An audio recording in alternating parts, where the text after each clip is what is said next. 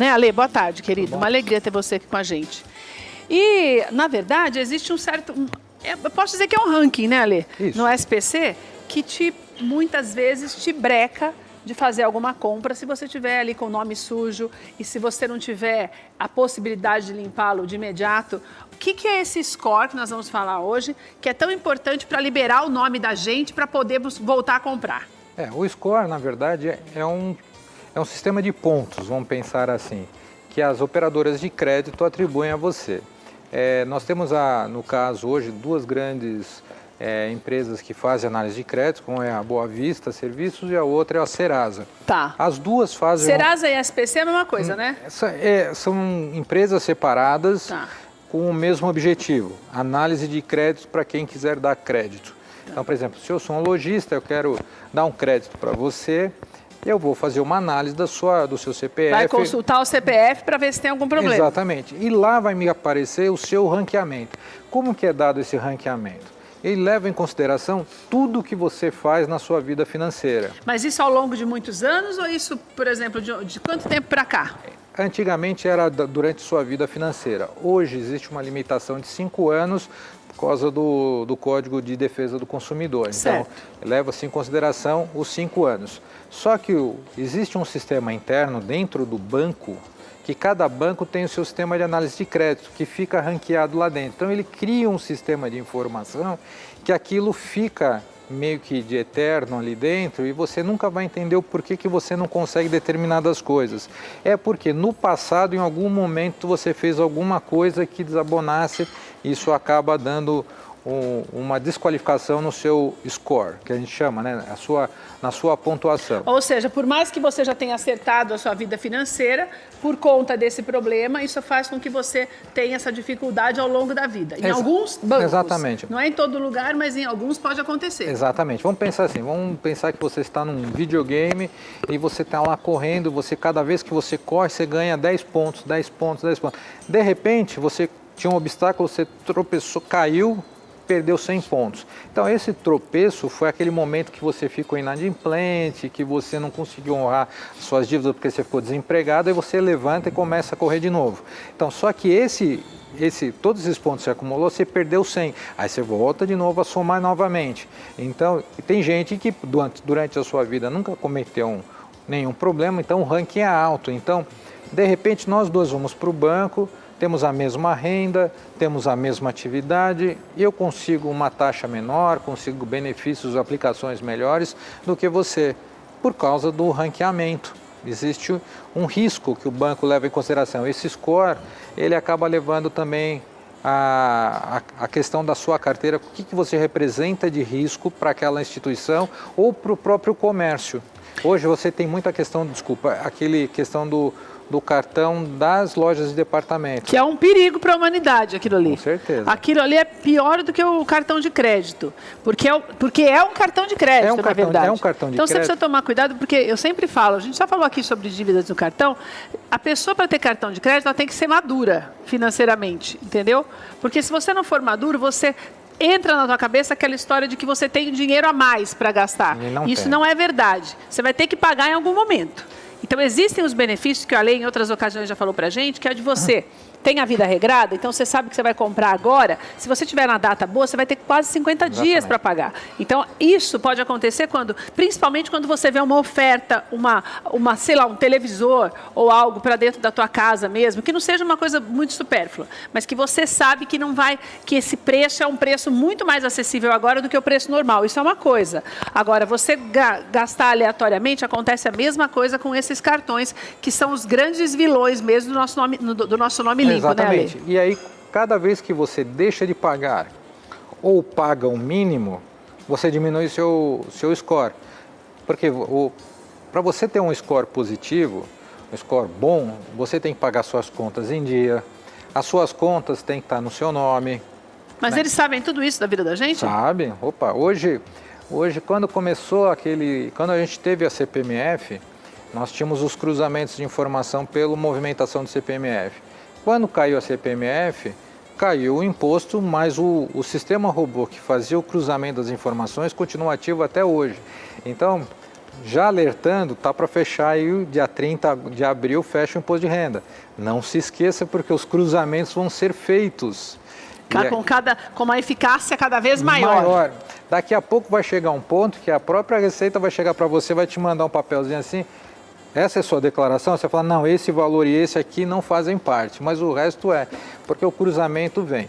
A mesma coisa significa que as trocas de informações com as operadoras de crédito é a mesma. Agora, uma coisa do score que eu quero saber. Por exemplo, a pessoa que teve o nome, estava com o nome sujo e 15 dias atrás ela fez toda a quitação de todas as dívidas.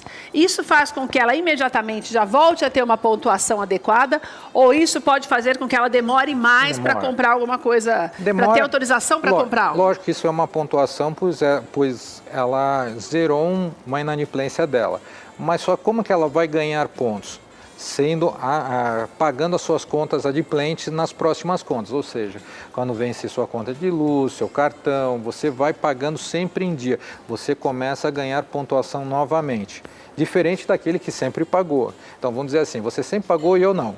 Então quer dizer, hoje você deve estar com um ranqueamento de 900 pontos, eu voltei no 300, então vou ter que começar de novo. Mas daí eu paguei a vida inteira legal.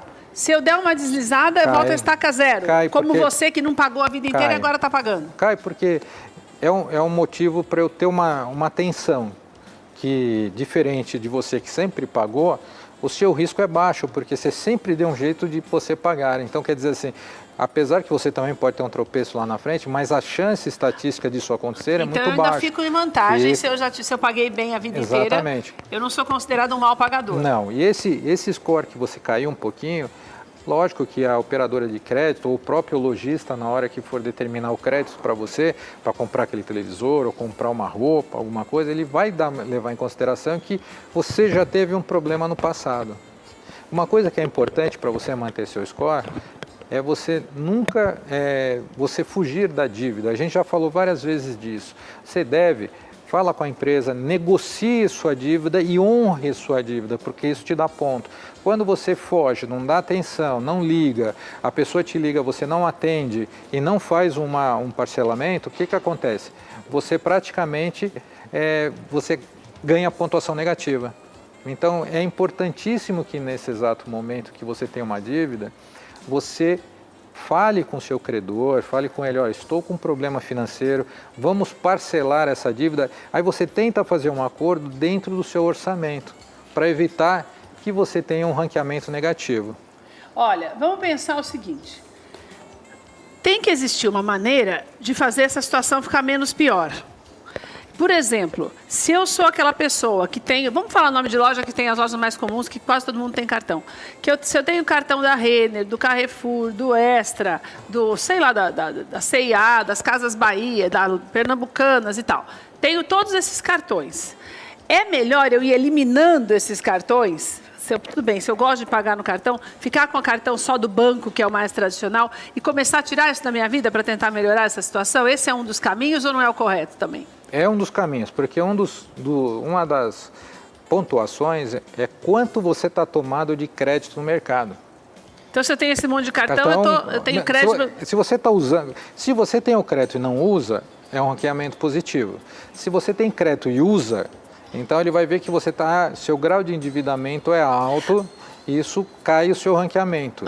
Então, é importante você realmente ficar com um cartão ou outro que realmente você precise, ou não que você precise porque você não tem dinheiro, não, aproveitar uma oportunidade de compra, que é que você acabou de falar, que a gente sempre fala aqui. O cartão tem que ser usado sempre numa oportunidade de compra. Eu não consigo, você vai numa loja de departamento de roupa, você não consegue, você tem que comprar roupa para os seus filhos. Você não consegue desembolsar R$1.000 de uma vez, mas você vai parcelar em 10 de 100. Então, mas esse 100 tem que ser pago direto, bonitinho, para você não... As parcelas direitinho. Direitinho.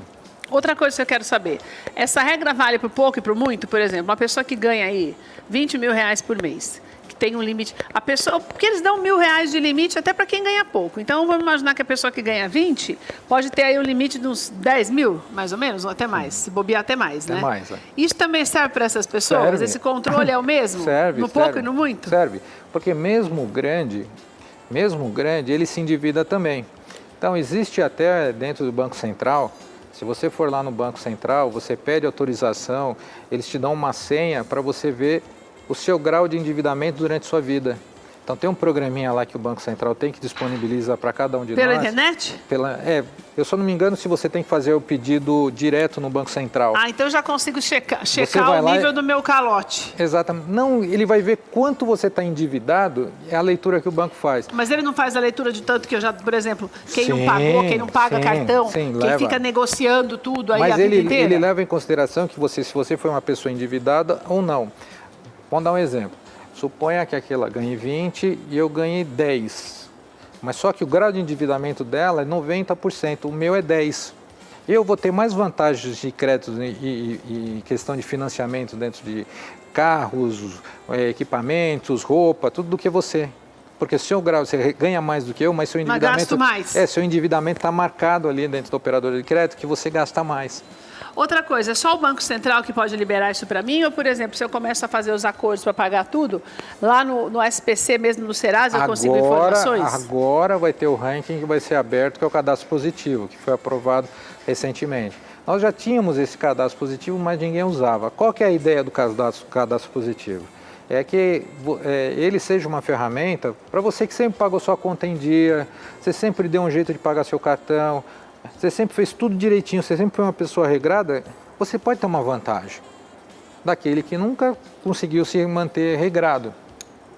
Então agora o cadastro positivo, foi aprovado, vai trazer uma grande revolução para o consumidor que está sempre em dia. Ele vai conseguir uma taxa melhor no banco, uma taxa no cartão, ou até quando for fazer um financiamento de carro, ele vai conseguir vantagens melhores.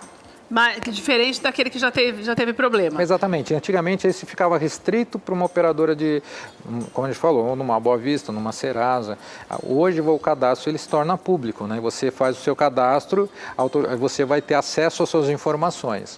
Outra coisa, você falou de financiamento de casa, de carro, mas o financiamento de casa é um pouco mais burocrático.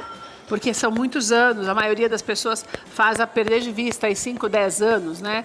Então são muitas parcelas. Neste caso, mesmo que seja uma parcela acessível de um Minha Casa Minha Vida, por exemplo, ainda assim existe essa checagem? Sim, existe. Porque assim, se você fizer uma ponderação, até o Minha Casa Minha Vida eu acho um financiamento caro. Eu acho um financiamento caro, às vezes você pode encontrar até um privado mais barato. Mas eles fazem essa checagem porque é o seguinte, eu preciso saber quantos anos de idade você tem, que tipo de profissão você tem, que cargo que você ocupa, qual é a saúde da tua empresa ou da empresa que você trabalha, para você, se você vai ter uma continuidade. Então, tudo isso é levado em consideração para na hora que eu vou dar o crédito para você. A própria Caixa Econômica, ela faz um levantamento justamente disso. Ela vê se você já não está endividado, esse saldo. Sabe aquele que você não informa, mas eles têm acesso para saber, que nem eu estava comentando, se aquela, por exemplo, ganhasse 20. Não adianta tentar esconder que eles sabem. Não, eles sabem. É uma informação que está liberada, entendeu? Então, eles conseguem saber, por exemplo, que você, da sua renda que você ganha, 90% está endividada. Ou seja, você está com crédito tomado no mercado. E daí não tem mais que não tem nem a parcela. sobra para poder pagar uma parcela. Essa que é a verdade, né? Lembra que a gente sempre falou isso é uma coisa que tem que prestar atenção. Nós sempre falamos aqui que o limite era 30% da sua renda. Se você já está tomado... Limite geral de dívida. Dívida.